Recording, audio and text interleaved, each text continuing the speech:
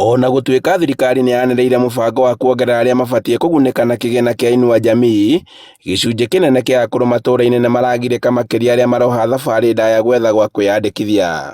Challenge ĩrĩa tuonayo ya mbere nĩ transport. Ta rĩu personally nĩ ngũmetheire ngari ingĩmakua kũmĩinũkia, ta ũrĩa wakora andũ makomete gũkũ, mũndũ na nĩ mwongia mũkũrũ kana mũthuri mũkũrũ atararĩ no nginya ũmenye ũrĩa angĩkĩinũka, tondu amwe ona maroneka ta matebota kwandĩka kwa mũthĩ. Makĩaria marĩ itũũra-inĩ rĩa Mũtira Kĩrĩnyaga ya gatagatĩ, akũrũ aya marauga atĩ mũkimanĩrĩrio wa andũ raini-inĩ ndaya hĩndĩ ya mĩhang'o ya wĩyandĩkithia ũyũ nĩ ũratũma aingĩ ao maremwo nĩ gwĩtiria.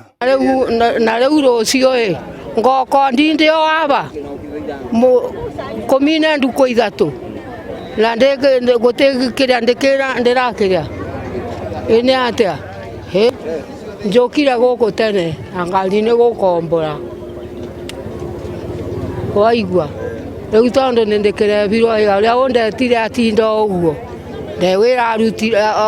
ndewĩra aruta nake kũthiĩ kũrĩa kĩ na niĩ ngũthiĩ kũrĩa kĩ na ndĩna bingĩrio tũrĩ gĩtũũra ũguo andũ maiyũrĩte gũkũ makĩiyũra. Niĩ ndĩ mũhinyĩrĩku njũkire o kĩroko ona nginya mami icio nginya kũrĩa harĩ icio nginya kũrĩa harĩ ndiũĩ no ndĩramwetha nona no korwo ũrucio mũbange wega o mũndũ kwa mũciĩ akorwo nĩ kĩa maina andĩkĩrwo kĩa maina akorwo nĩ kũndũ kũngĩ o mũndũ arĩkwo kwao rũngĩ kwao no tigũcemania gũkũ tũrĩ ithuothe. Nĩ ũndũ ũrĩa ũcũngĩrĩirie MCA mbunge-inĩ ya Kĩrĩnyaga Bosco Gĩchangi kwĩrutĩra na njĩra ya gũtwara akũrũ aya gũkũ, akĩũria honge iria iratabania mũbango ũyũ gũtwara motungata maya hakuhĩ na akũrũ aya kuona atĩ nĩ makoretwo makĩgirĩka.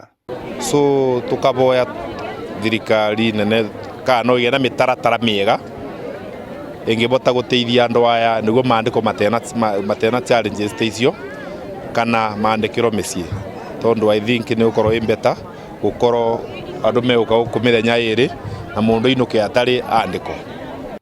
Hĩndĩ ya kũrugũria wandĩkani ũyũ, komishina wa kaunti ya Kĩrĩnyaga Naiyo Matobiko akindĩrĩria atĩ gũtirĩ mbeca cia akũrũ igũkorwo igĩcererwo. Hiyo pesa yao itakuwa inatoka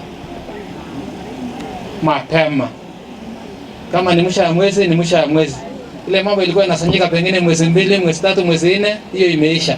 Kila mwezi unapata haki yako kulingana. Handũ-inĩ ha Inooro TV kuma Mũtira Kagumo kaunti-inĩ ya Kĩrĩnyaga, njĩtagwo Boni Wathuku.